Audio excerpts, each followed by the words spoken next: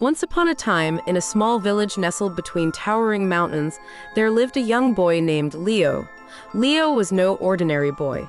He had a heart full of dreams and a mind bursting with imagination. But what he loved most in the world was painting.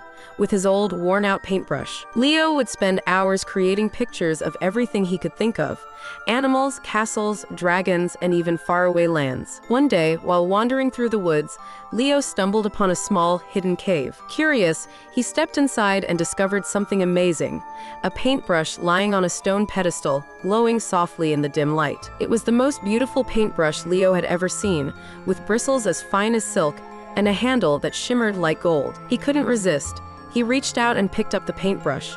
As soon as he touched it, a warm, tingling sensation ran through his fingers. Leo knew this was no ordinary paintbrush. It was something magical. Excited to try it out, Leo hurried back to his little cottage. He spread out his canvas and began to paint. First, he painted a bird with bright, colorful feathers. As soon as he finished, something incredible happened. The bird on the canvas fluttered its wings, lifted off the paper, and flew right out the window. Leo gasped in amazement.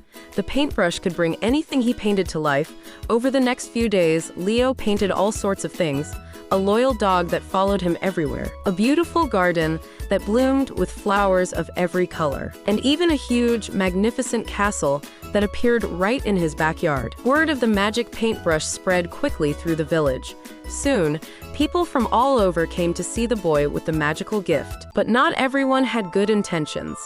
A greedy king from a faraway land heard about Leo's paintbrush and decided he wanted it for himself. He sent his soldiers to capture Leo and bring him to the palace. When Leo arrived at the palace, the king demanded, "Paint me a mountain of gold."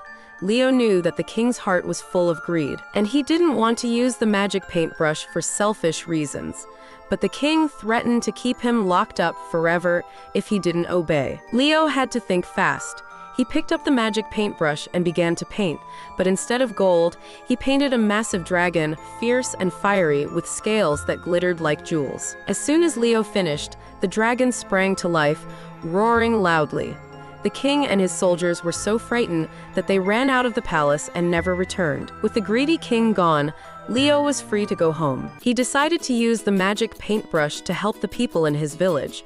He painted homes for those who had none, food for the hungry, and toys for the children. The village became a happy place, full of joy and laughter. Leo knew that the magic paintbrush was a special gift, one that should be used with kindness and care.